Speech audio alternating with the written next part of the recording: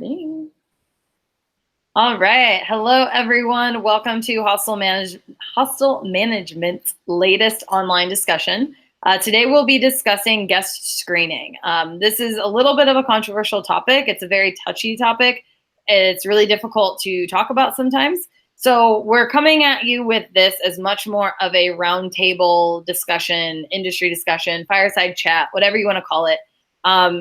Understanding that none of us have the exact answers to this. This is a little more difficult to, nail down what you should do, shouldn't do, than maybe how many beds should you have in a dorm or what's a good bathroom ratio to have. This varies widely based on cultural context, based on local laws, based on your, national laws, based on if you're in a city versus a more rural environment. There are so many factors and nuances that go into this that it's really impossible for anyone to have the right answer. So we wanted to give an opportunity for us as an industry to discuss this, to have people weigh in. So if you're watching this, please comment, give us, your tips, your experience, your questions, because we're only going to be able to move forward in this and have better ideas around it if we can share information openly. I want to be very clear as we dive into this, that this is not about discrimination. So there's a very big difference between discerning and doing maybe what's right for your business and openly discriminating against people. Not only is that illegal in most places in a lot of different ways, it's also, morally wrong generally, and not what hostels are about. Like, hostels are very much about community being open, cultural exchange, differences, all of that. And so a lot of this discussion, we want to find out, how can we keep the integrity of hostels and what they're about, while also sometimes needing to, see, is there a situation that's maybe not best for the safety of our guests or for our business? So that's kind of the basis of what we want to talk about. And as we move forward, as I said, if you guys have questions, comments, please, put them below and we'll get back to them after this. So with that, I'm going to let our attendees introduce themselves. And so Lior, why don't we start with you? So hi, I'm Lior, as Courtney said. I used to work in hostels in the south of Spain, Andalusia, went from volunteer to management, then as a supervisor, and eventually I became a hostel consultant. So I now work with, I think, 10 hostels on a regular basis, giving operational consulting as well as sales and revenue management, things like that. So I have a vast experience with many hostels, different types of hostels in different countries. Awesome, thank you. And Jimmy? Hi, I'm James Black, and I started off managing USA hostels in San Diego, California. And after doing that for a few years, we broke off and we started International Travelers House, which has 3 locations in San Diego now and 2 in Big Bear, and I'm actually out at our Newport, Rhode Island location, which is our newest project. And we've been doing that for about 6 years, so we've got a good amount of experience with dealing with this issue in different geographical locations throughout the country. Awesome, thank you. Bebeto? Yeah, I'm Bebeto, former owner of Lifetime Hostels in Brazil. Which I moved on from that, but I worked around as well, helping other people in different countries. And I'm currently working as a project manager for Cloudbeds. That's my story. So you've moved on from the people to the software. Very much, yeah. Awesome. And Robert?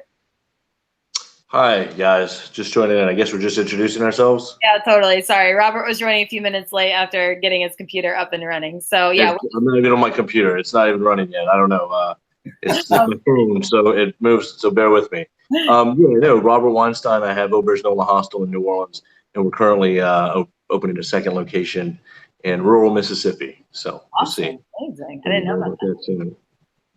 Very cool. So, just a reminder to all of you guys that are attending, if you're not speaking, mute your microphone because it likes to jump around, and I'll try to kind of call on each of you, or if you want to raise your hand and jump in, just do that. We'll unmute you. But, so thank you for introducing yourselves. So we're going to dive right in. As I said, none of us have the exact answers to this, but there's a lot of questions we can discuss around it. So I've got a few notes of things that I want to discuss, and we can just kind of see how it goes from there. If there are things that you want to introduce or questions you have that you want to pose to your panelists, like by all means, let's just see how it runs. So first, kind of obvious question, should hostels screen guests to begin with? Do you think so? Why do you think so? Why not? Why is this even a thing? Should they do it? So who wants to kind of jump in and start us off? Well, I'd say that should or must. I think that it's a communal space and it's shared with other people. So different from a hotel where everybody has its own room and it's a lot more secure. You have to take care of everybody that's in your hostel sharing that common space. So you should always keep an eye for anything unusual, or anything suspicious or weird, as long as you make sure that everybody's comfortable. So I think it's a good thing to do. Okay. And I guess in case there are any new people watching this, as in new to the industry, I know when I wrote the blog post, some people said, well, what is guest screening? So just in case anyone's watching this and doesn't even understand what we're talking about, guest screening is generally, as Bebeto said, you're watching for things that maybe aren't safe or that are red flags, security issues.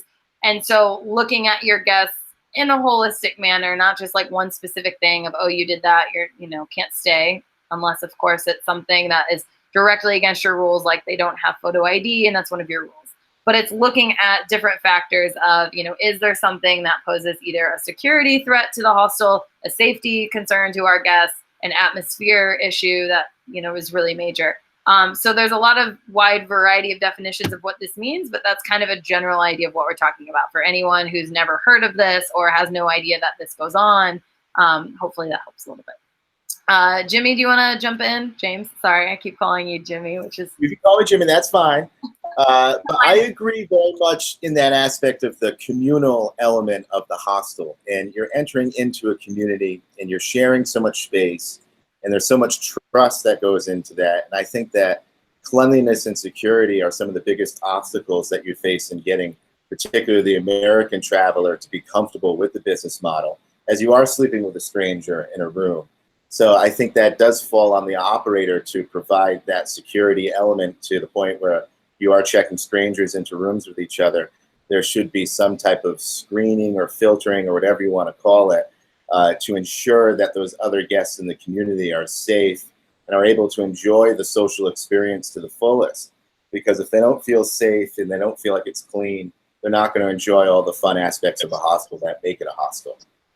Okay, totally. So for you, it's really critical for people, especially in the American context, it sounds like, to be comfortable. For those of you who are not in the U.S. or maybe not familiar with the U.S. industry, we meaning I'm also American, really struggle sometimes with Americans actually understanding what a hostel is.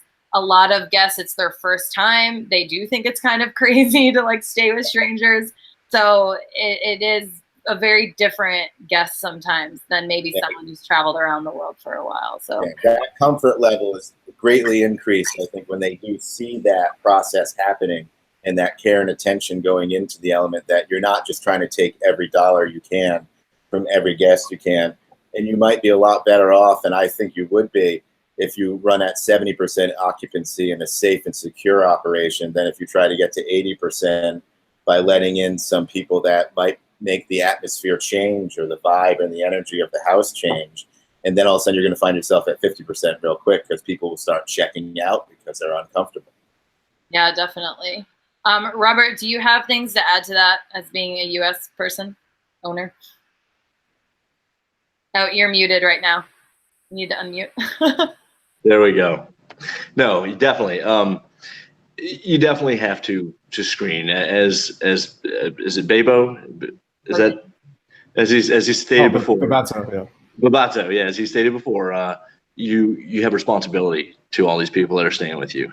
To a certain extent, we do like to encourage them to be responsible, kind of for their own little, good behavior in the dorms and stuff. But you are responsible for who you let in there. And maybe that also differs in location. Different places, more urban environments are going to see a different type of people try to maybe get in.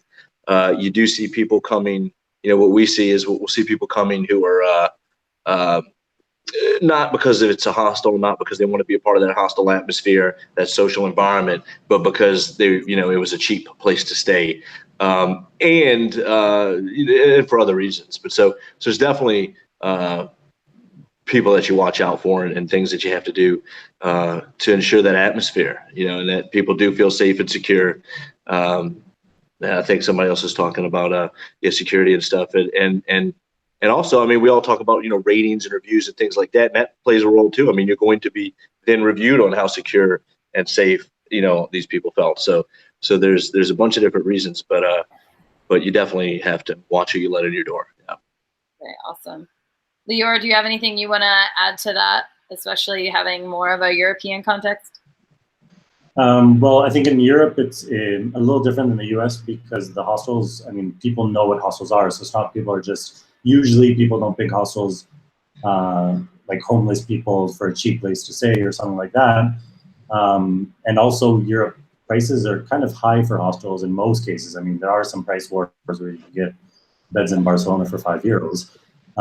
But people know the concept of hostels, and that's a different reason to have some sort of guest screening in some of the hostels that I've seen. Whereas because people do bad things sometimes and take advantage of situations, there's many hostels that are maybe in a certain zone in the city that has more theft. And these people go into the hostel and they reserve a night. And so they use that in order to then go and steal from people, whether it's in their lockers or their laptop on their bed. We've seen some cases of people going into like the luggage storage and just taking and emptying almost everything. So some the hostels that I've worked with definitely have a very strict guest screening to avoid this kind of situation. And it definitely has helped. I've noticed that in implementing these screenings, it brought down the thefts to almost non-existent. It still happens once in a while, but it's definitely not the way it was before they started implementing these screening policies. Okay, yeah, that's an excellent point. I've definitely seen that as well. So thank you for mentioning that. I want to know, when you guys think of guest screening, what's the first thing that pops into your mind? What's the first kind of like trigger thing of like, oh, I always look for this, or it's this feeling, or here are some signs when I think of guest screening, this is what comes up for me? Yeah, that's very interesting because as a hostel owner, you have one perspective and you have your staff, and they not always agree with you on why you're picking it up. But what I've noticed, like especially what happens a lot in hostels, are the con artists. There's a lot of con artists. And one thing that you can clearly see is that they are way too nice. They are way overboard nice. Like, so right away you can pick that up. It's like guys promising, like Christmas time, I remember one guy was offering like, oh, I'm gonna buy some iPhones for you guys for Christmas. And my staff was literally believing on this guy. I was like, are you mental? So that's when, when people are too nice to you, they say, oh, can I borrow this money? Can I borrow this? Can I borrow that? And they start taking advantage of people right away. And these guys, they go around, they travel and they go other places and stuff. So that's one thing that I always pay attention to avoid con artists particularly. Okay. If I can on that, it's actually funny that you mentioned that because the hostel that I'm talking about, or one of the hostels that implemented the guest screening and now gets almost nothing, just had a robbery in the hostel. And it was from someone that was exactly like that. With all the screening that they did, the receptionist was very experienced with the screening, said, I would have never, ever guessed that this person would have robbed or done anything. He was the nicest guy, like great onda, they say in Spanish, like a great, somebody help me with no Spanish, like a great charisma, Yeah. And so it was very interesting that now, like, how do you come up with guest screening that if somebody's too nice, you don't let them in? So it was kind of interesting that they still slipped in there, but just without fitting into the criteria of guest screening. Yeah, that particular case, you can't really see that on check-in, but they have the ID, they have everything throughout the screening, but you got to keep an eye on what's going on after they stay as well, to check on those things, and just keep an eye and sometimes alert the staff, like, hey, this guy's too nice, so just make sure that everything is fine. You can really stop them from getting in that particular case. It is a funny thing when you're like, oh, they're too nice. But I think it's also no. Go ahead. it's a very good point though in that too nice element, because I often say to my staff that it's the person that is kind of fawning all over you in that guest that I love this place so much, I want to do all this, I want to help all that. Sometimes that can be your biggest and most problematic guest, even though up front it might seem, if you don't have the experience or you haven't seen that con man aspect before, they might seem like the coolest person or best person ever for the hostel, but they're working an angle. And I think it's very important that the atmosphere we all try to create, we have to identify that the reason people love it is for that communal sharing, open, free space, open doors, leaving my stuff around. I have so much trust. A certain person comes in and sees that as an opportunity, and I call it kind of the wolf amongst the sheep. And if you let a wolf into that atmosphere of everyone with open doors and a lot of trust and a lot of caring, that person can cause a lot of damage and a lot of havoc because they're seeing an opportunity to exploit that in an entirely different way. Robert, did you want to jump in? Yeah, I was just gonna agree. Yeah, we most of the time it's really obvious right off the bat, And I always tell the people that work here, if there's anything about it, if there's something that says in your gut you don't want to stay in a room with this person, then I'm not going to be upset. I'd rather that than have something. Then we find out something later, something horrible happened, or someone was robbed, something like this, or it's 2 a.m. and they're drunk and doing, offensive things. But yeah, you do have those. We had a guy recently who had stayed with us. This was over Mardi Gras recently, and he was here for a period of time and had taken some people's credit cards, and then came back a few days later, and this is where goes to he was loved, this and that. But when he checked in the second time, he said, well, this is my dad's credit card, something like that. And the person at the desk did not say, which we teach them to say no. Like if it's not your card and your ID, you can't do it. Well, it turns out this was a credit card that was taken from, another guest. So there's all sorts of schemes and methods and things. But when it came back to it, we figured out who it was. Everyone's reaction was, oh, no, not him. We loved him. He was the best, So, yeah, I mean, that story is like you said, the con men are the nicest ones. Yeah, we used to talk about, you keep your friends close, your enemies closer kind of thing. Sometimes when people were overly nice. And it's hard because you get the genuine guests who love your place. And so it's understanding who are the ones who really are just frothing over your place because they're having the most amazing travel experience, and the ones who maybe have an angle. And I think it does just take a lot of experience to see that, and it's hard. I mean, definitely there are people who have pulled the wool over my eyes a little bit, and I'm like, oh my God, I know what to look for, and that one surprised me. So it is really tricky, and as we said at the beginning, this is a really tricky topic to talk about, because how do you screen against someone who's too nice? It's a little harder than the person who is showing up clearly high on drugs and whatever. But the really too nice con artist aside, what are some other things that are red flags for you that you're just whoa, this doesn't quite feel right? Well, I think the normal one that people would say is if somebody comes in without luggage or without a backpack. I remember in the discussion that kind of spurred this whole discussion topic. People said, well, somebody might be working and they can't go home, and so they don't have luggage. They didn't expect to be working overtime, and now it's too far to go home and come back the next day, so they go to a hostel. And these cases can happen, but in most cases, and from experience and talking to other hostels and their experience, it's usually people without a backpack. Even if they say, oh, it's in my car, I'm going to get it later. Those cases usually are the ones that do end up being the people who are stealing from others, or just coming in for mischief, and not for enjoying the hostel and being part of the community. Yeah, and I'd repeat the thing with the ID matching the credit card. Also having a credit card. We don't allow people to just come in and pay cash. That's a big one here. And like was mentioned before, look at the luggage that they're bringing, or are they coming in with plastic bags, things like this. Yeah, it's pretty. I mean, like I said before, 99% of the time it's obvious. You can tell.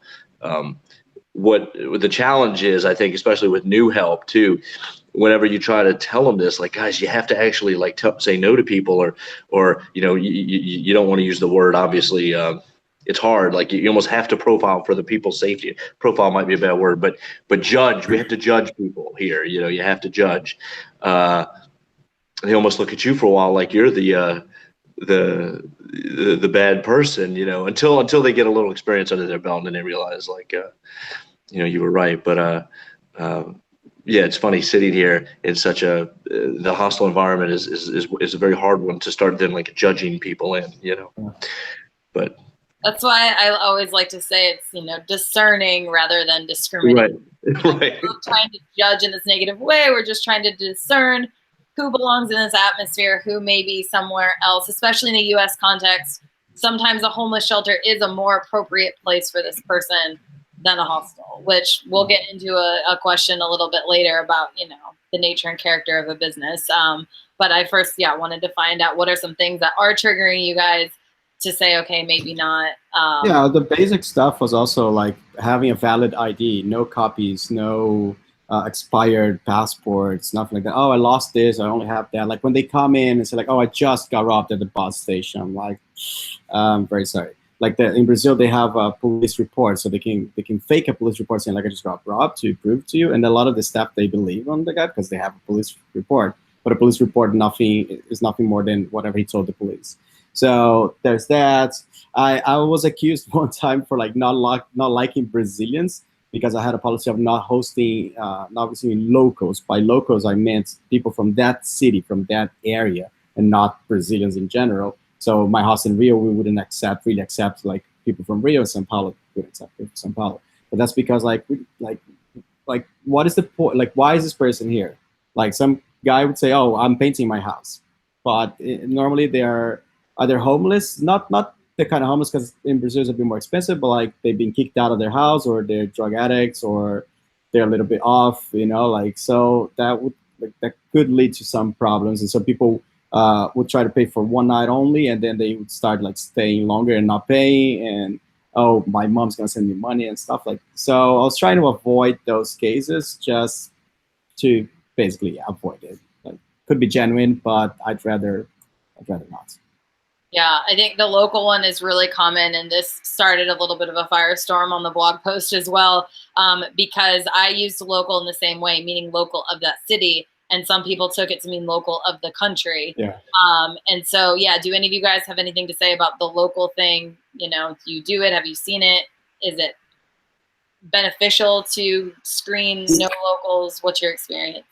We do it in that same way with San Diego County, which has a very problematic homeless problem. So you do just attract that demographic based on the price point that comes about. So that really does help clear it out. And that's something that we learned at USA Hostels when we managed there. Another method they would use at USA Hostels was making people provide them proof of onward travel. So to prove that you actually are a traveler and moving through, that you would have to show us where you're going next, so that we could tell that you did have intentions to leave and a plan of, that you were fitting in this demographic. I think everyone hit on a lot of great points for the screening or filtering element with baggage. I think another big one with baggage is the opposite side of no baggage is to have 10 or 12 roller bags.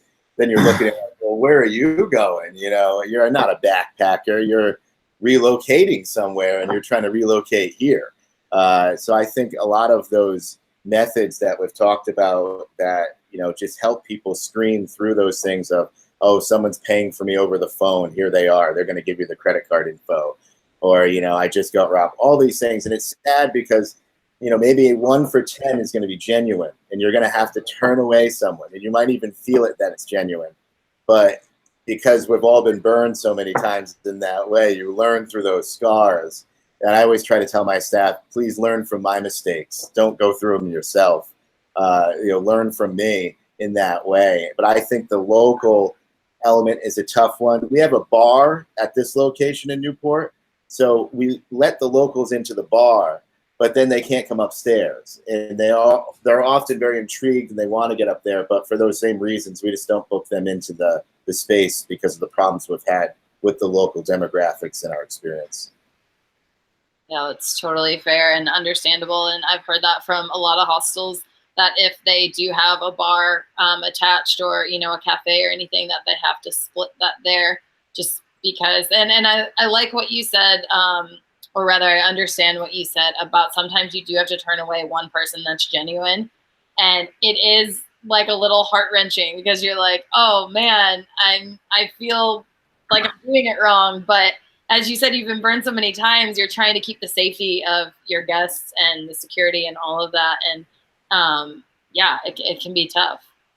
I'm kind of intrigued on the screening with proof of onward travel. I mean, I've had this problem with immigration when I cross countries, and I even tried to battle it there. I remember I crossed into England, and they almost didn't let me in because they said, okay, like, I want your flights out, and I want, where's the hostel you're staying at? And I was doing couch surfing.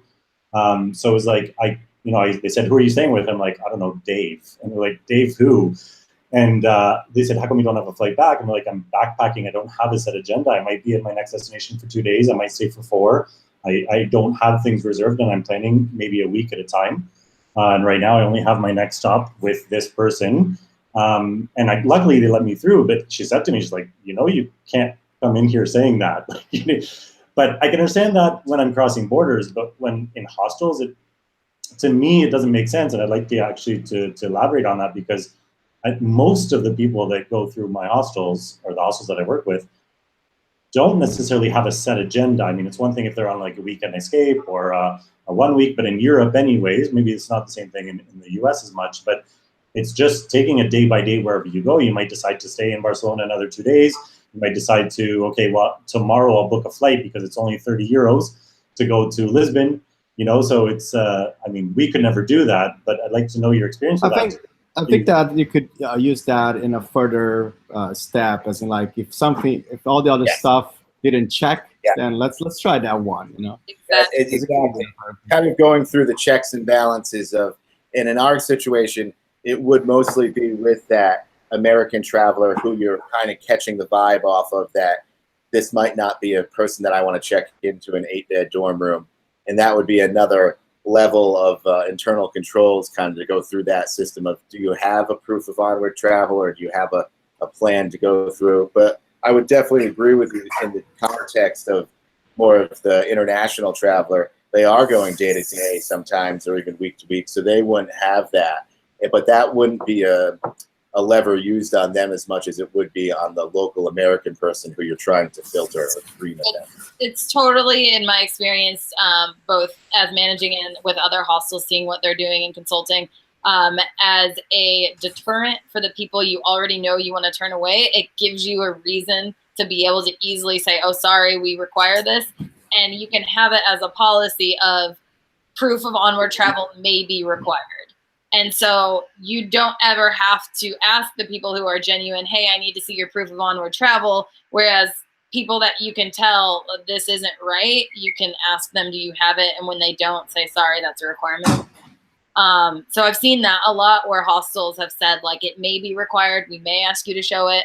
And as James Bitso said, you only bring it up kind of when necessary. I have a question to pose. Genuine question. Most of these cases happen with walk-ins, but it could also happen with somebody who has a reservation, whether it's from booking.com or the hostel world. Have you guys experienced somebody with a reservation that you have to then deny for whatever reason? And then how do you handle that? Yeah, that's common, especially through hostel world. But for example, in the community in that city where we communicate to each other, so some hostel had an issue with a guest, they alert everybody else, but they just made a booking with you. They arrive, we just say, like, sorry, I don't know, like, we got an overbooking. I used to tell people to be honest about it, not lie, oh, we're full, we have no, like, I didn't really like that. But we found ways to say it nicely, like, look, sorry, we cannot take a reservation. Oh, you paid deposit, sorry, here it is. Like, I paid the deposit back or something like that. But if, like, you know, just let them know that they're not welcome. You can't really tell them that somebody else told something about them, because that could be very illegal. But yeah, no, I wouldn't let them in. And I've let people go even after they checked in.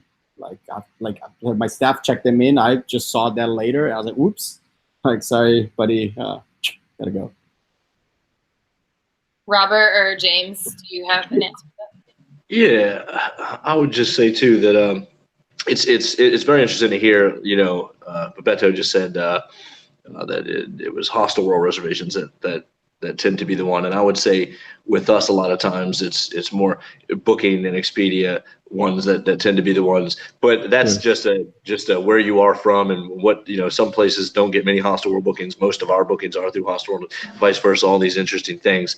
That's another topic. But what I would say is that also when it does come to this, I've also found that almost in every circumstance, this isn't the first time that this has happened to these people. That they are, once you tell them, like, look, that's not going to work here, you've got to go, they're almost like, okay, almost nod.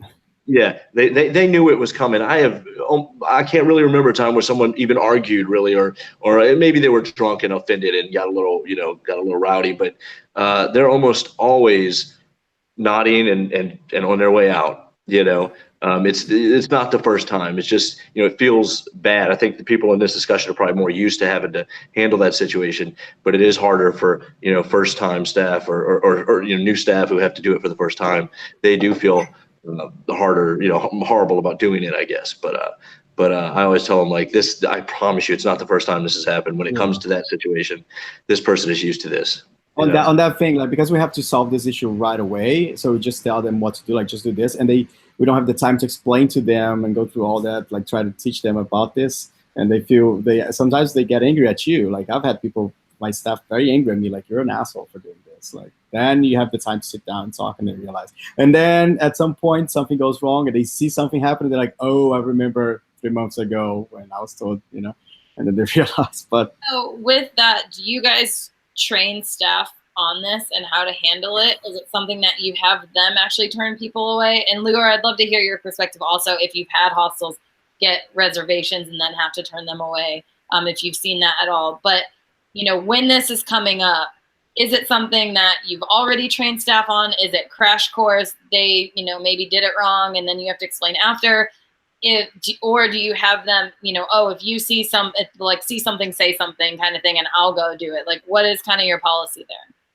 Well, in the training procedures that we set up, that's part of it. It's part of the orientation and training, so that when they are left alone, they can go through these screening processes.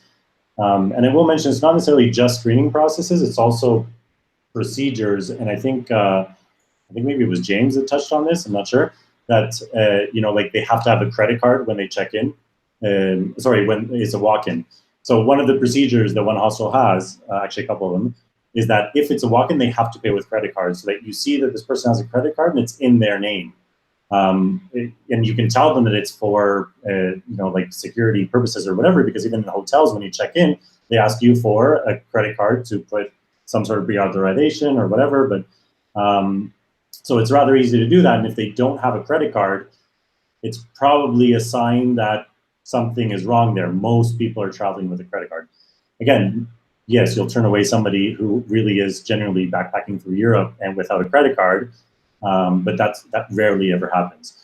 And usually those people will make a reservation. Well, I don't know if they can without a credit card, so anyways, these procedures, we definitely train people on it before they start. And then usually the management has time that they're not on shift themselves, they're not in the reception, and they follow up on people and they see what's happening and they give them feedback, whether they didn't turn someone away that they should have, or that they turned someone away that they shouldn't have. And about myself, with experience because you asked about it, experience with turning people away with reservations. To tell you the truth, I can't recall that happening. That's why I asked. I mean, I think we still would turn them away, and it'd be easier if it was Booking.com because they didn't pay a deposit, and Booking.com does actually support you. You do have the right for a refusal here. I don't know if that's the same worldwide, but any establishment has the right to refusal. Of course, it can't be based on discrimination, but if you, for whatever reason, want to refuse this person, then you can do that. I haven't had the case where the person already had a reservation. For some reason, it's usually walk-ins. And I guess it's maybe the hostel's locations that we're in or whatever, that we do get a lot of walk-ins. But the problem, or the ones that we would have to screen, for some reason, never make a reservation. I don't know if it's because they don't want to put their personal information in anywhere, or even fake personal information to then give a passport that has a different picture on it. I don't know, but for some reason, they don't make a reservation. So I was asking if it happened with other people. I will say in my experience in the last several years, it's the same thing, that it's rarely people that have reservations. I've definitely had to turn away people with reservations, but that's usually been once they've already checked in and some issue happens. Not like they come to check in, they have a reservation, and I get this weird feeling. And I think it's for all the things that you just said. Generally, if people are going to take the time to make a reservation, and also that we ran really high occupancy, booking really far out. So if someone made a reservation 4 weeks out, they probably were a genuine traveler, whereas the last minute stuff is where we sometimes had hairy situations. Yeah, I did say that about not lying about the reasons why we are denying. The most common lie, the most common excuse actually is like, oh, we're full, we're booked and stuff. So we did have this one guest where we kept telling her that we're full, that we're full. Eventually, she just went on Hostel World and she's like, hey, you're clearly not full. She made a booking, and then I had to email her. It's like, sorry, this is the truth. Sorry, you're not welcome here, unfortunately. So that's why I tell them, like, just be honest right away, so we don't have to go through all this.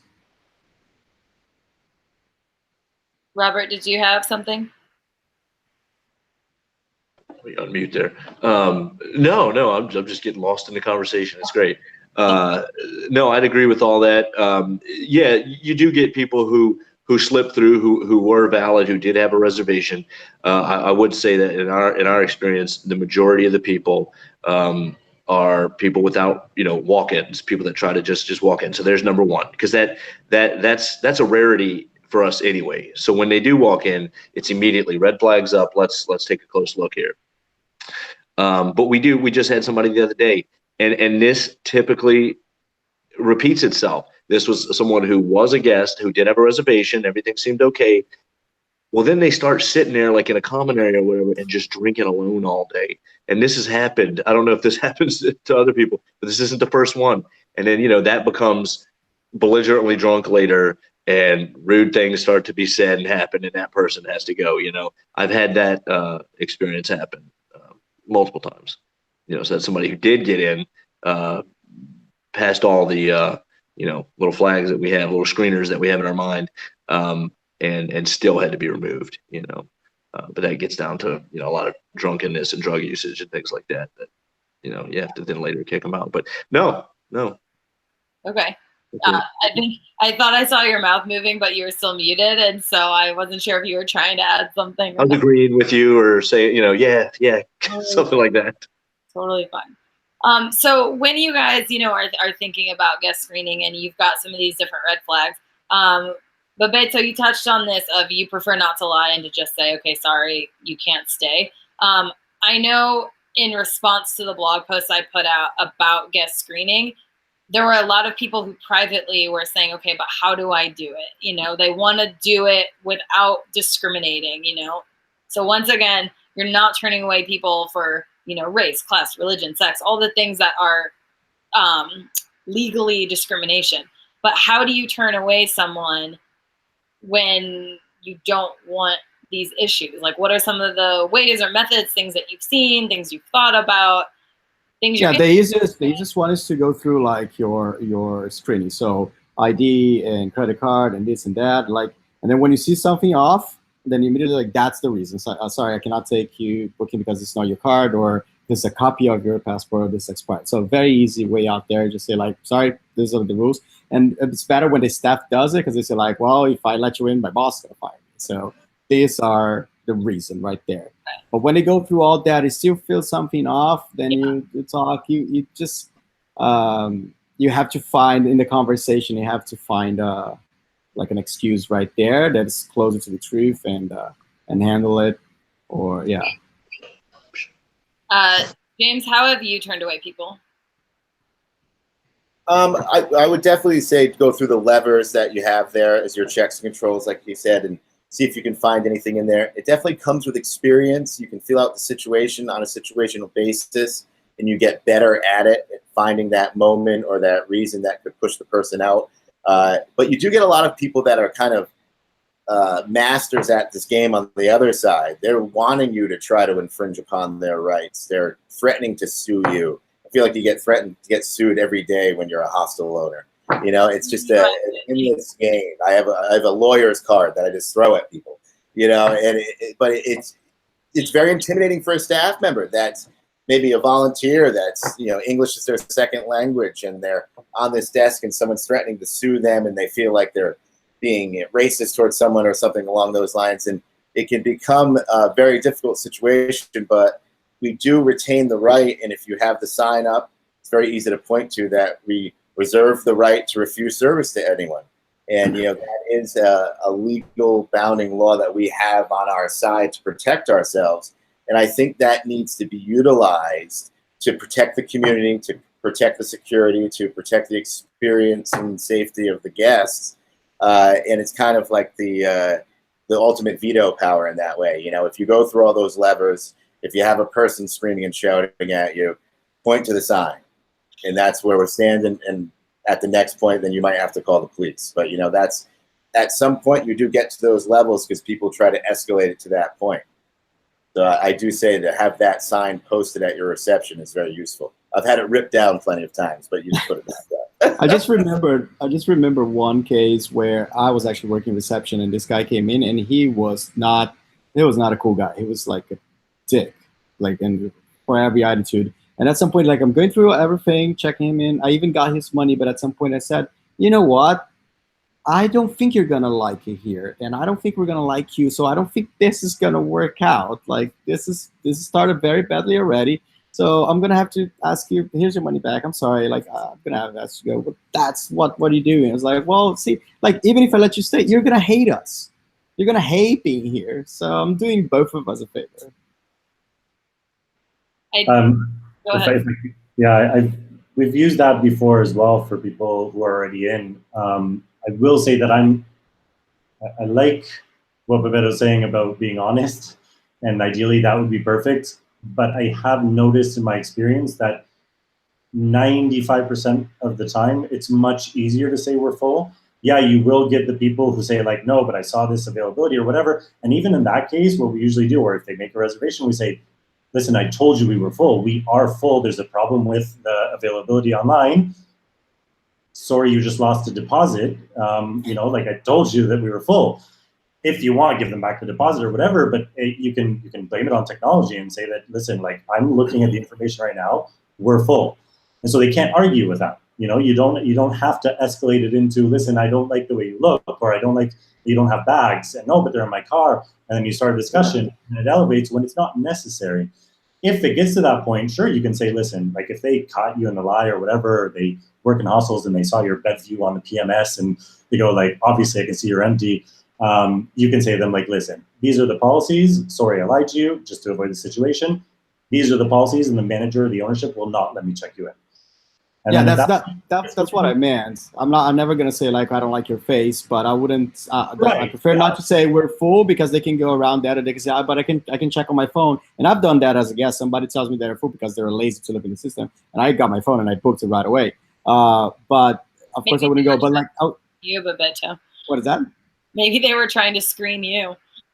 The Brazilian guy, I don't know. But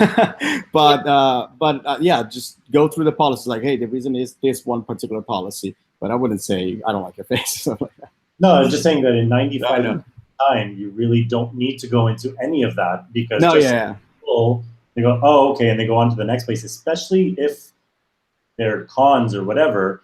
It's like you said, like, if they already know that this is happening, so they know when you say you're full, they're not going to sit there and argue, because they're just going to argue for nothing, because you're not going to let them in anyways. And so they're just like, oh, okay, whatever, and they move on to the next hostel down the street, at least in Europe, where we have hostels on every corner. Yeah. I definitely agree, Lior, in that it is much easier to say we're full than to go through all this stuff. And that, yes, you can use technology, say, oh, there's an availability, issue. Sorry, they're showing beds. Sometimes in my mind, I'm thinking, well, we are full. We're full to the capacity we want to be at. Like maybe for tonight, 80% full is full because like we feel good. Like this vibe is right, you know. Maybe it's a California hippie thing, but we definitely. I know I've seen this both in my experience and other people I've talked to, or like West Coast of the U.S. that you can go all hippie on people and just be like, I don't really, kind of like what Bits said, your vibe doesn't seem to match our community. I don't think it's going to be a good fit. I feel like you'd be better off staying somewhere else. We can't honor, or, we can't check you in or have you, sorry, bye. A lot of times this is more on the phone. Something that I always train my staff in that I was trained in is when you ask people questions, you're often looking for how those answers make you feel, not so much what they're saying. So when someone calls up on the phone and you're like, they say, hey, do you have a bed? It's a very different feeling if they're like, do you have a bed? Versus if they're like, hey, do you have a, reservation, whatever. And so I'm immediately on alert a little bit to be like, let me check just a minute. Always blame the computer being slow. So I've got some time to feel them out. And I'm like, oh, what are you coming to the city for? And again, it's very different if they're like, oh, I'm just, passing through, going to check out some things, and then I'm headed down to LA or, whatever. Versus if they're like, I'm just passing through, why? I'm like, whoa, like we're a hostel that's like super open and cozy and communal. Like if you're weirded out by these questions, this isn't going to be a good fit. And sometimes I think it's important for people to talk about that guest screening isn't always just like, oh, this person's a con artist and they're going to cheat somebody. Sometimes it really is an atmosphere thing. Like if this person is going to be belligerently drunk all day and make a weird atmosphere for people, or if this person is going to like weirdly stare at people, leering at them and like be really uncomfortable. Like if they don't match your atmosphere in a really inherently negative way, then sometimes maybe it's not a good fit. Then the question comes up, should you be allowed to turn them away? How do you do it? I'm not even saying it necessarily that, yes, you should not allow them, but it's that feeling where you're like, I know this person isn't a good fit for our community. Now what do we do? And that's why we're here today, is that's not an easy thing to answer. Well, and speaking of that, so there's some people who are perfectly fine. But necessarily the atmosphere that you have at that particular hostel, and that'll differ from hostel to hostel, right? We're in New Orleans at this location, so that's obviously a little more of a party atmosphere. It's not a hostel on the Appalachian Trail somewhere, So what we'll do, there will be plenty of people and you'll get reservations ahead of time, and you can tell, some details for the reservation or their call, and you can tell that it's maybe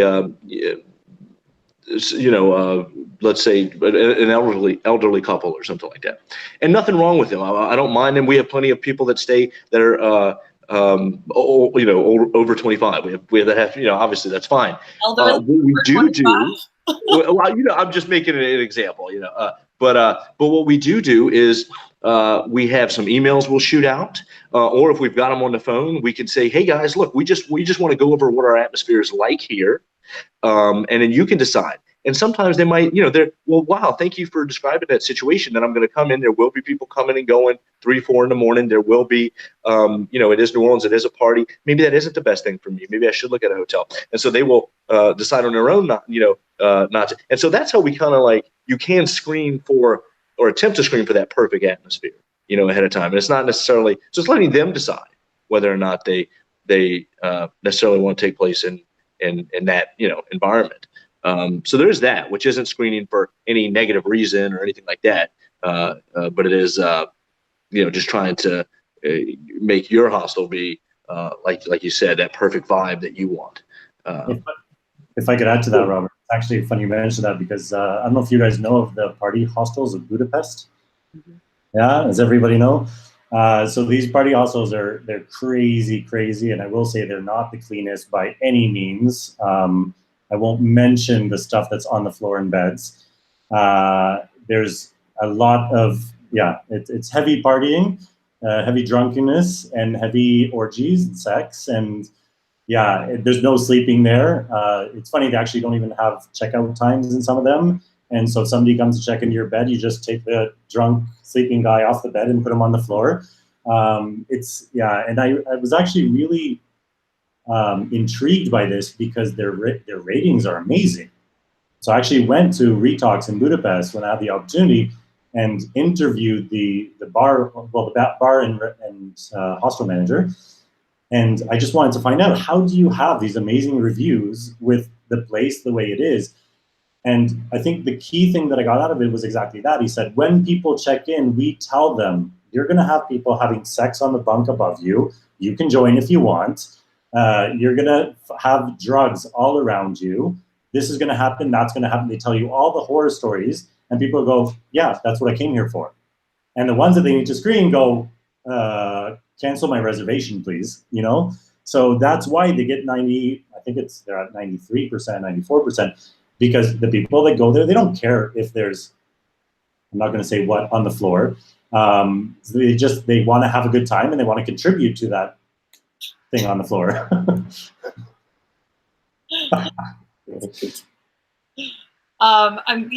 It's really excellent points that you both brought up, is that you can screen with your marketing, and either marketing ahead of time or, as you said, Lior, at check-in, like, hey, this is what we're about. Does this match? And let the guests decide, exactly as you both said. Same when you mentioned elderly, and I'm thinking elderly like, in their 70s elderly, or even, middle-aged. But I worked at a hostel where we were up 4 flights of stairs with no elevator. If someone calls on the phone and they clearly are in their 70s, like, based on the conversation, I know this, I'm going to let them know, like, hey, we don't have an elevator. We're more than welcome to make any accommodations we need to help you out, because there are, legal things you need to say for sure, but kind of let them decide.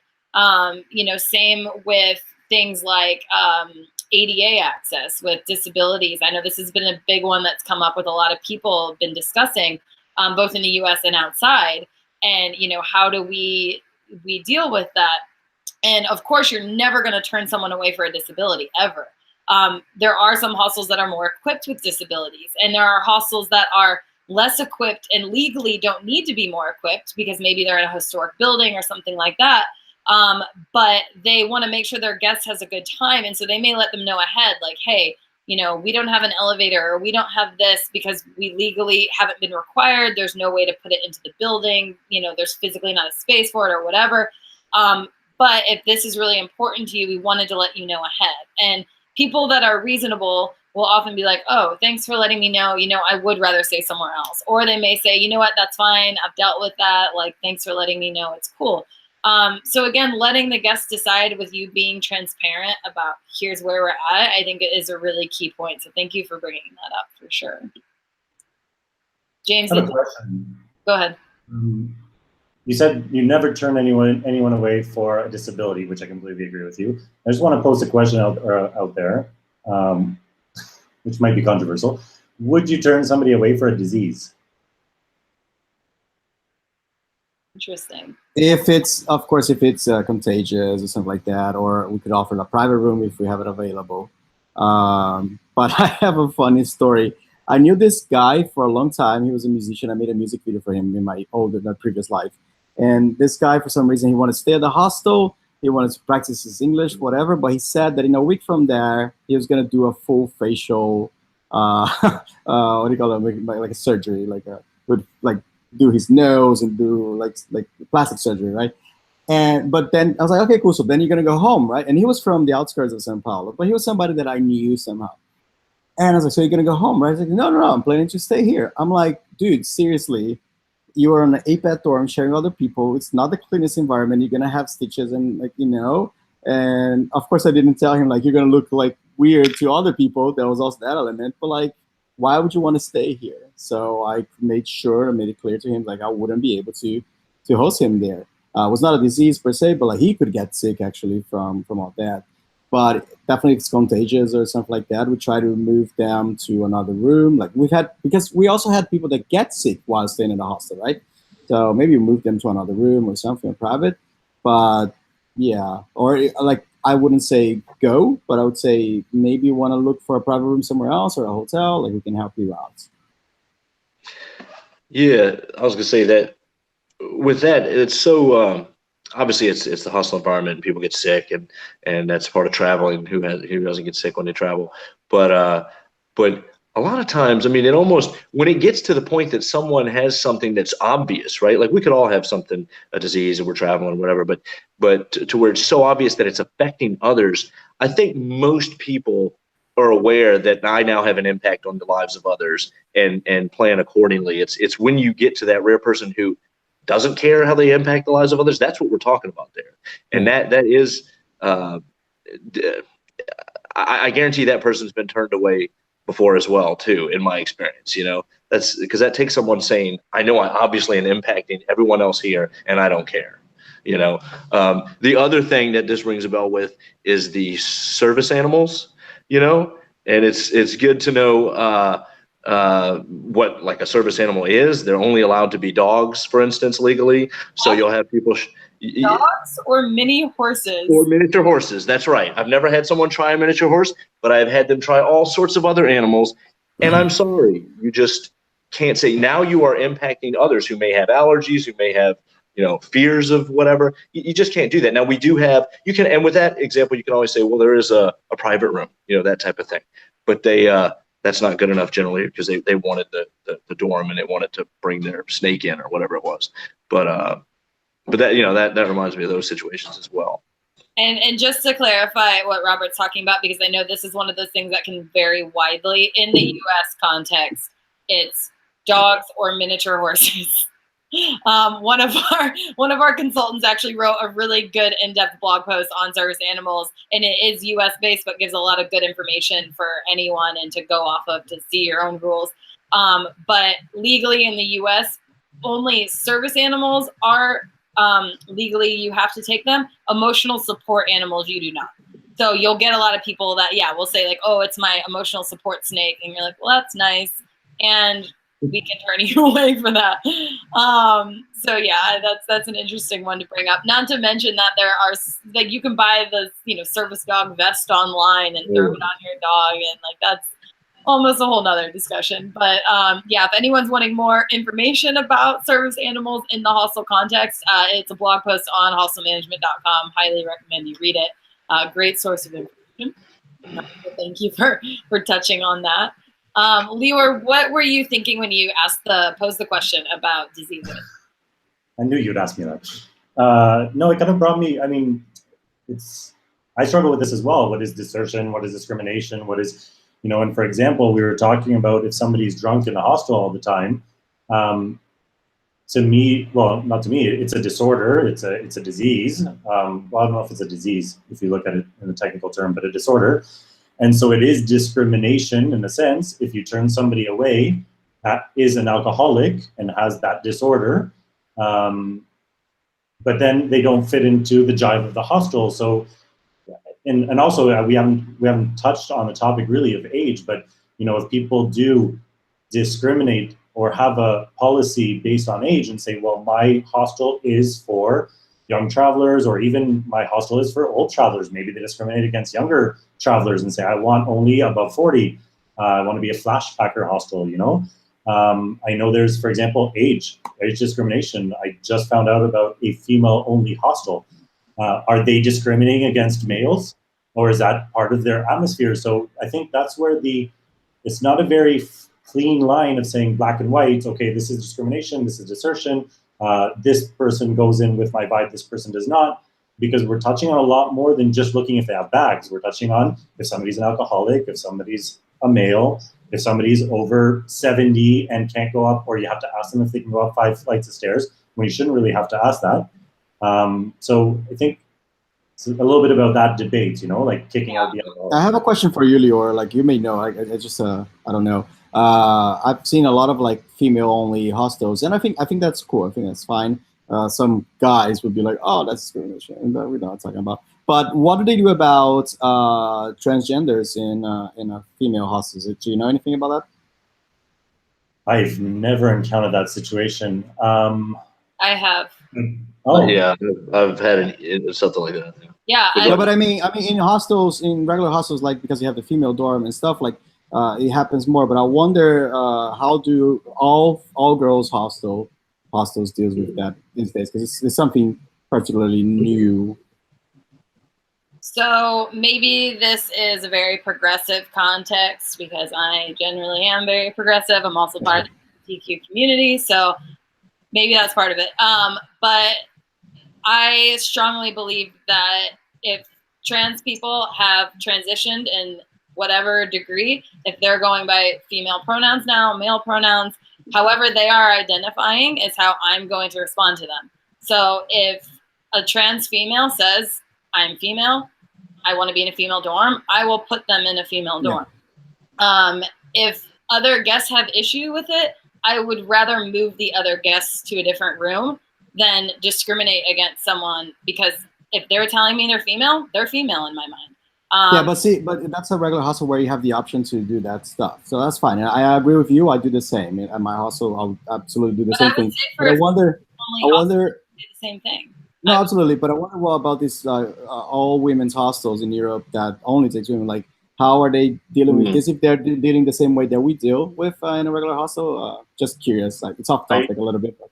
I will say I don't have any experience in that. Like, or I haven't. It'd be interesting to ask, and I think I will ask around now. Yeah. But I mean, Courtney, I would ask if you had. I mean, trans has, I believe, a wide range of stages to go through, right?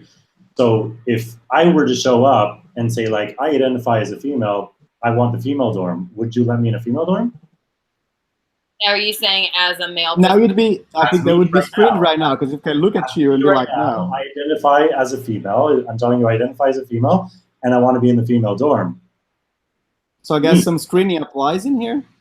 Well, I mean, that's a question, because I understand what you say, Courtney, and it makes a lot of sense. If somebody has transitioned into a female, and it's not necessarily what it says on their driver's license or what it says on their passport, but they are now, they have transitioned trans into a female, then yeah, I don't think there's any discrimination there. You identify as a female, you've transitioned into a female, and you go into a female. I understand what you're saying. I don't want to speak for the community because, you know, I'm not trans, and so I want to put that out there. I will say that trans people are very, from my experience in speaking with them and everything, whatever, my experience with the community is that they are very aware of what is safe for them, what is not safe for them, what is comfortable for them, what is not. And that I would guess, and I'm just guessing, that most trans people who are presenting as the opposite gender than what they believe that they know they are. So if they say, okay, I'm female, but they're still in a male presenting body, they physically still look male, they are not going to feel comfortable in a all-female dorm because they are going to get so much negative interaction, especially the other way around. A female presenting person who knows that he's actually male, probably not going to want to go into an all-male dorm because of that situation. So I'm only guessing, but that situation is probably pretty rare, because from what I know, trans people are trying to fit in the best they can without causing their lives more harm, more chaos. And again, I'm guessing on that. That's a good topic for another panel. I would want to bring trans people onto that and have them speak for Absolutely. themselves, because I'm guessing here. Yeah, no, I was just saying, because I mean, we have had the jokes at the reception where it's like, oh, I only have a female dorm left, and like a guy will say, oh, I'll take that. You know, so what I'm saying, when you said, like, if somebody says to me that they feel as that sex, then I will put them in that sex dorm, I think there also is some sort of line there, because I could see that you only have female dorms left and say to you, like, yo, but I identify as a female, and then do they'll like, if that obvious that you're lying, then you're gonna get screened. Well, how do you know? Maybe I do identify as a female and I haven't started the transition, or I'm very just starting the transition. Right. I might not be lying to you, right? I mean, you started your hormones. It's not lying; it's a joke. But I'm not talking about the joke. I'm talking about screening somebody based on gender. So if anyway, that's a little bit more. Yeah, I mean, it's a really tricky question, and you know, I don't have the answer to that. I don't think any of us have the exact answer to that. I think that's very case by case basis. I'm guessing that if someone has not transitioned at all, if they're completely male presenting, but they're saying I'm female, they're just probably not going to ask to be put into a situation that's going to be very contrasting for them. I know I had a trans guest that I put into a mixed dorm, and I could tell she was uncomfortable like immediately. And I just turned to her, I opened it up to her and I said, we do have actual space in a female only dorm. Would you prefer that? And she said, yes, please, because she wasn't comfortable around males. And for a lot of, good reasons as I got to know her.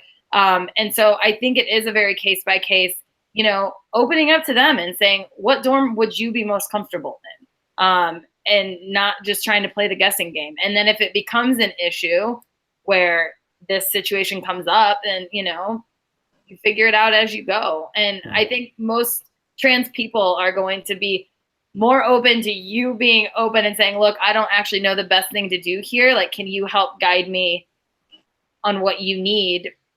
And then kind of taking it from there. Yeah. Does that make sense? Yeah. It's very new territory.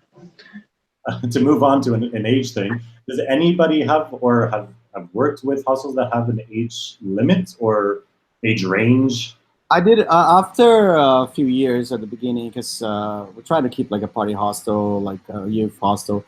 We didn't enforce it, but we said something in the lines of like, this hostel is recommended by people up to like 35 years of age, which I just crossed the line there.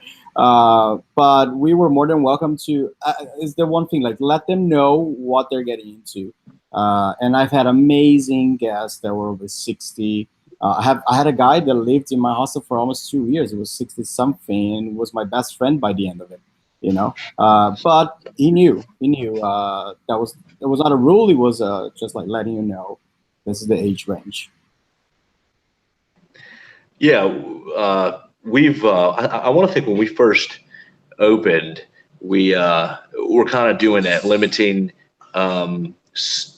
ages, at least in certain dorms. We've gotten away from that completely now, and what we do is just do what I kind of talked about earlier: explain to everyone, or try to shoot them an email, really show them what the atmosphere is like, things like this. Generally, because you are getting into discriminatory, area when you start denying ages. The places that do that, they still generally should at least say, look, that's just for like our mixed student dorms, but you're more than welcome to stay over here. We've got privates. We've got these other rooms that you can stay in. You still would need to be able to sell a product, to the people outside of the age group that you're trying to, avoid having in certain areas of the hostel or in certain rooms if you're after that. But like was said, I mean, I think if you present yourself correctly, and people are always going to get through that, oh, it was too loud, whatever. I mean, that just happens. But if you present yourself correctly in the atmosphere that you have, we've had so many, people of older age. Heck, I'm getting older now, and it kind of made me think like, well, geez, I'm not 25 anymore. Like I couldn't almost stay in the same dorm that I'm pushing to people. I don't feel good about that, So, but yeah, we've had amazing older people stay with us. I had a 91-year-old gentleman stay in a bunk bed recently. I mean, so and didn't mind it at all. Didn't mind that there was a parties going on and things like that. So there are. Exactly. Yeah, I don't think it's like that cool to like enforce. I mean, each one can decide what to do, but like enforce a range of age. But you can definitely like let them know the vibe is a bit focused on younger age. But if you're keen to it and if you're gonna have a great time, I just want everybody to be happy. Right. I did have. Sorry to continue, but I did have one case that was one of the cases where the staff hated me for it. It was an older guy on his 60s, 70s, but he came over to one of my business hostels with a bar and everything in the business area of the city. And apparently he was going through like chemo or some sort of like cancer treatment. And I asked myself to like help him. There were quieter hostels. I helped them to move him because one, he's going through a serious treatment and two, that's loud and everything. It was not an age thing. I was trying to do the best for both, but I was confronted by my staff saying like, you're being a dick, like poor old man, like you're being ageist. I was like, that's not it. I don't think that he would be comfortable here. James, do you have any age restrictions, or have you seen age restrictions at other hostels? No, we've never had any age restrictions, and we've shared a lot of the same great experiences with the older guests in their 70s and 80s hopping on the top bunk, and you're like, how did you get up there? You know, but we've often also found that a lot of those older travelers have been to the places that the younger travelers are trying to go to. So it's not uncommon to find a circle formed around them later in the evening as they're telling stories and tales about traveling that will help these younger travelers experience where they're going next to the fullest. We also have something that, to our advantage in one of our locations, since it's spread across a few different buildings on a city block, we created a dry campus and a wet campus type of scenario, like you would have on a college campus. And it just kind of organically happens that the older people that are 35 or 40 that might be business travelers, they take the dry campus, they can go to the social scene, experience it, and then leave it and go to a much more quiet, different vibe in a different house. And if you're a younger person, you obviously want to be on the wet campus type of side of things where you know that it's going to be drinking and partying and socializing. So we found that divide has kind of had a cool organic way of allowing both demographics to enjoy the experience, but with their own comfortability levels. Yeah, that totally makes sense.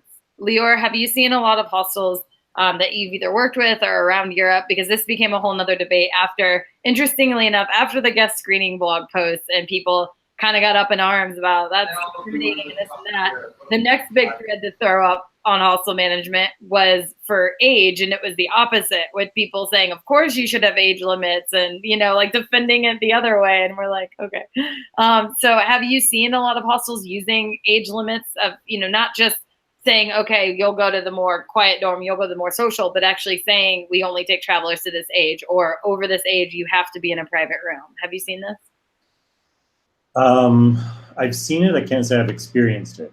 And I think because most of the hostels, or all the hostels that I work with, are very all-inclusive. I mean, they don't want to turn people away, like, you know, the 70-year-old that has great atmosphere and can party with the rest of them or whatever. I would understand if somebody put an age limit and said, like, this is my target market and this is what I want. Same thing as, for example, a female-only hostel. If you want only females, to create a female atmosphere where females feel safe to go because they know that there's only females, and for some reason they feel unsafe, or they feel safer with all females. It's kind of the same thing. It's saying, like, I feel that I would be, for example, if I want to go to a flashbacker that only is between like 35 and up or something, I might be more comfortable in that hostel than being in a hostel with 18-year-olds that are just drinking all the time and they don't jive with me. I think it's the same thing. So I could understand it.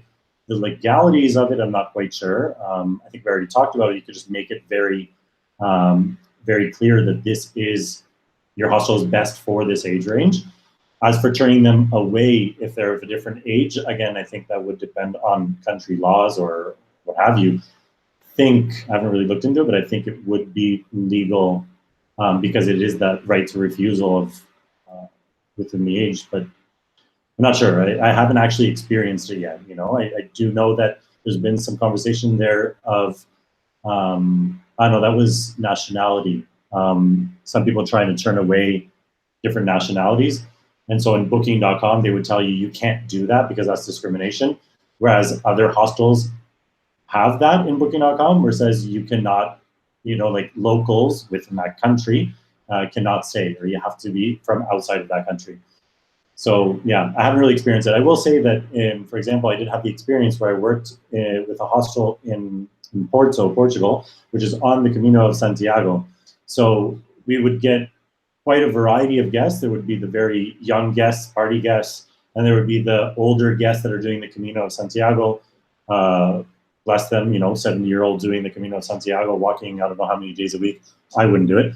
But we actually came up with something there where, I mean, obviously it wasn't about whether we want to accept this group or the other group, but we did have a problem where in a dorm room, for example, they would actually fight because somebody would come in at 3 o'clock in the morning from the pub crawl, make a lot of noise when the person above them needs to wake up at 6 a.m. to start their Camino of Santiago.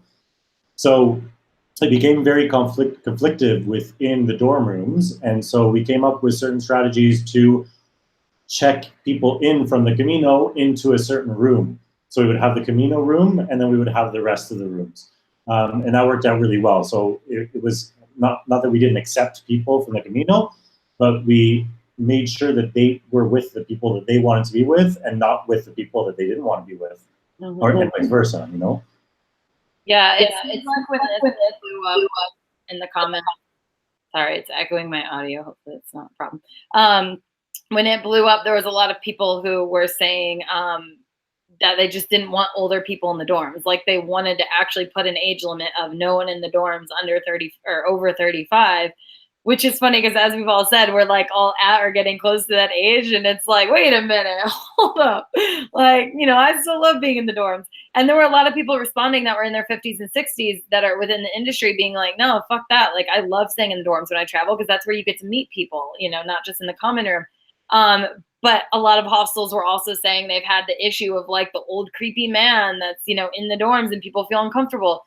So it sounds like, you know, as everything case by case, but that it needs to look at other factors. So not just, okay, you're old, you can't be in the dorm, but are you exhibiting antisocial behavior that's making other people uncomfortable? And I think that's what a lot of what you guys touched on throughout the conversation is not just, did you do this or do you have that or whatnot, but are you exhibiting some kind of behavior that is not conducive to a social communal atmosphere? And then being able to screen off of that rather than saying, you know, I don't like your face or, you know, whatever, but saying, you know, your behavior is unacceptable due to our community standards for this reason. You know, we've said we don't accept not just service, we reserve the right to refuse service for, you know, whatever, but saying this is our hostel inclusion policy. We only accept, or we don't, if you want to, whichever way you want to make it, behavior we don't accept is antisocial, can include aggressiveness, excessive drunkenness, leering or lewd behavior. You know, you can list off different things. And then if someone's exhibiting that, point to the sign and say, sorry, this is, you know, the behavior, rather than just like, it's because you're old or it's because whatever, because obviously that's not okay. And so finding that balance is kind of tricky, but it sounds like that's what you guys are talking about, is seeing what behavior atmosphere matches where and just working with that the best. Does that sound like what you guys are saying basically? That's it, yeah. I heard that again. Cool.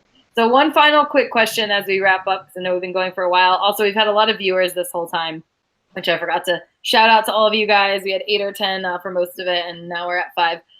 So thank you for everyone joining this. So one final question, and this is kind of a general biz question, as in general business, not just hostels, but should businesses have the right to decide the nature and character of their business? So to put this in context, generally a hostel is for travelers. So they've decided that their hostel should have the nature and character of a traveling hostel, you know, and everything that goes around that. A clothing store, for instance, is saying, okay, you know, we sell certain clothing. We know that if say a really smelly homeless person comes in and tries the clothes on and is going to ruin the product, that's going to be a problem. Or that the nature and character of a business, yeah, I mean, there could be a lot of examples, but should a business even have the right to decide we want to be for this demographic and not for that demographic? If I may, I think they should be able to decide what their demographic is, but that's where discrimination comes in. If you say that I will not accept anyone else, actually, when you mentioned clothing store, I could be putting my foot in my mouth because it could be wrong, but I do recall that there was a lot of about Abercrombie and Finch, that they only wanted to be seen or like fit bodies. And so I don't know who it was, but somebody top up, whether it was the CEO or whatever, said that they only want to be for fit people. And that blew up. Again, I could be wrong. This was a while ago and I don't remember all the pieces about this. But, you know, it's a thing, like, sure, Abercrombie and Finch, they tailor themselves to fit these kind of bodies and to look good on these kind of bodies, and that's their target market, and that's great. But then if a bigger person wears Abercrombie and Finch, why can't they? You know, and it's the same thing in hostels there, whereas, okay, we want to be for ages between 18 and 35 or whatever. But then if you get the exception out of there, it's because that person feels that they're going to fit in, and you'll see if they fit in or not. But to exclude them because of that, that's where you cross the line into discrimination. Yeah. Totally. James, I know you were a previous Abercrombie model, so do you want to? Yes. Well, previously and before I left the company, you know, it was a good run, but after he made that announcement, I had to leave. So, but no, I do think it's a great topic, though, and it was Abercrombie, and that was a good example. But I think that's why you see a lot of hostels go in the angle, especially in the States, of becoming a social or a private club. Because now, because you're a club, like let's say Hostel in the Forest, they make you become a club member. Now you're opening up yourself to a completely different range of rules that you get to play under. And because you're your own club, you do get to identify more of what your atmosphere is, who your club members are, all of these things, as we've been working with our lawyers on that topic at one of our locations. That's something that has become more and more popular of an angle to go at to kind of address this issue, because it is a very touchy one. You don't want to discriminate. You don't want to find yourself, by creating your business model, the foundation of your business model is discriminatory. You know, so that's a bad thing across the board. So I think that's why people are going towards that angle of going in social clubs or private clubs, or making the hostel guests become club members before they even sign in. That's an interesting point. I've seen some of that happening as well with the club element. Robert, what do you think? Should businesses be able to decide the nature and character of their business? That's a very political question there. He could get, at least. I mean, some would say let them decide whatever they want, right? And the market will bear that out. If you decide that your business to only serve people of a certain race or religion or whatever, pretty soon, especially in today's environment, where everything is reviewed, digitally immediately, people would or wouldn't be staying with you or using your product or whatever. But without getting into that, I mean, at least here in the States, we have to operate under, a certain set of rules, and so we do, and we just and we are of the opinion we don't want to, obviously be discriminatory, and so you just operate with what you have. I mean, yeah, you need to be able to have a certain level of control over who can come in and out. You'd never want to be told that you can't protect the welfare of your guests and stuff like that. So I mean, we're with what we do and what we covered in this, it's a constant learning experience getting to that point. But yeah, that's a real and I mean, question there. But just to clarify there again, I'm not talking in terms of should you be able to do something illegal. So of course you can't turn away people for already legally covered things.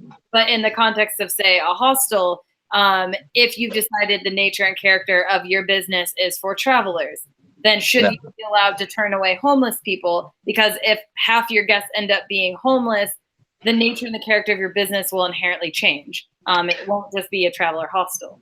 Well, so I mean, I think what we've to operate under the current rules that we do have, not on hypothetical world of none or to others. I think what we're talking about here is the years of experience between us, where we have come up with these rules that don't discriminate, because you can't discriminate against a group, right? And there's various laws probably going different in Brazil than the United States, but that don't discriminate while allowing us to maintain. I think it's about, for the most part, it's about safety and security, and then go into like that atmosphere we want, But yeah, it's taken years, and I'm sure we've all adjusted our little things. James, oh boy, there was thunder. She hates thunder. But yeah, hold on. Go ahead without me, guys. The thunder scared the dog. Now my dog's barking because you can hear your dog. I think that's what I said. As long as nobody's ruining the party for everybody else, everybody's welcome. The moment you start being horrible to other people, that's it. Like, come in, everybody's welcome, until you start ruining it for everybody else. But I know we're getting close to the end, and there's one thing that we didn't cover. What do you guys do about smelly people? That is one we didn't cover. So the same thing with the Camino, for example, the people that work for the Camino. I'm not saying the Camino people smell. They're definitely you need to have a contingency plan for anybody who doesn't fit into the atmosphere of the hostel. And that contingency plan will depend on you. I have several that I put into places in the hostels where it's really easy to pick out one person, whether it's saying, you know, like, oh, we had an overbooking, or there's a group coming into this room tomorrow, we need to change you. And there's plan B, you know. Also, there's not extending. If they try to extend, like, oh, you know, I just got a group reservation or whatever. And so if it's not conducive to the atmosphere of the hostel and it makes everybody else uncomfortable, then you should have a contingency plan to kind of remove that factor out. We have had to tell somebody that they should make use of the ensuite that they have. But again, you don't want to have that conversation, so you can definitely move somebody or have that contingency plan. James, what have you had with this experience? That is a difficult situation, and I think you just have to approach it, you know, in as soft and caring a way as possible, but offer that person the facilities or, you know, product they need, maybe a free wash in the laundry. Try to be compassionate maybe in that situation. Of course, it's a situation by situation basis, but we have had that. And I find that when you're going at it more of the angle of being compassionate and caring, they're much more willing to accept that compassion and not get defensive. Because the last thing you want to do is approach the situation, their wall goes up, and now they're creating a scene, and now you got a smelly guy who's yelling at you, and no one wants that. So, I mean, it's better for everyone that he gets in that shower and gets his clothes clean. So maybe you have to bite the bullet on providing him the detergent and the soap and the shampoo, but everyone's going to be better off for it. And I think that's something with experience that you get more comfortable with, you can be better at and kind of have a little bit of theater with in that way and get it done, and everyone's happy and smile. Smelling good. And I always go to them and say, like, hey, we love you, but we would love you a lot more. I totally agree, James. I think with a lot of all of this, compassion goes a long way, and your tone goes a long way. If you need to turn someone away for whatever reason, being a bit apologetic about it, being compassionate about it, and saying, you know, I'm really sorry that this isn't working out, but this just doesn't seem to be the place for you. You know, I can help you find another place or give you a few bucks for the bus money to get to your new place. But just having an air of, and not just an air of as in not authentically, but actually being compassionate to the situation, because it's not fun for anybody. And it definitely, exactly as you said, like people's walls go up and then it becomes this big thing. You know, it doesn't need to happen. I've actually had issues with this, not just with smelly people of like their hygiene itself is really bad, but there are so many people in California trimming weed and everything smells, and it is so strong, and it doesn't matter how many times you wash their clothes. And they know this. Like, there are people that go trim and they've got clothes in like a Ziploc bag that they wait to use for when they leave the farm. But all their other stuff in it, the dorm smells awful. So when trimming season would end and everyone would come down as they travel their way back, they all went into one dorm, practically fumigated after. Happiest dorm in the place.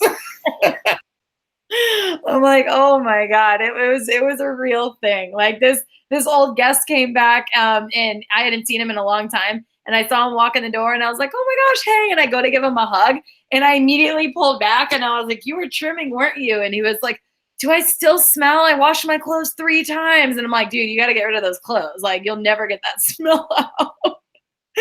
So it's interesting, but obviously, you know, a bunch of hippie trimmer weed people are usually more easygoing about the conversation than the awkward one when it's someone who hasn't bathed in 2 months. But in my experience with those people, it's the same as what one of you guys said earlier about people are used to it. You know, they're ready, or they're not surprised that the conversation's coming up.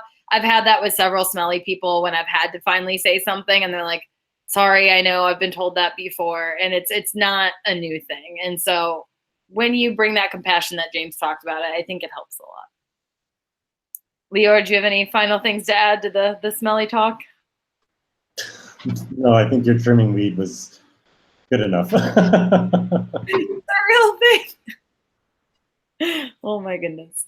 Well, I want to thank you guys so much. I know this is not an easy topic to talk about. As I said earlier, I got a lot of private messages from people when seeing the blog post wanting to know more about this. How do they do it?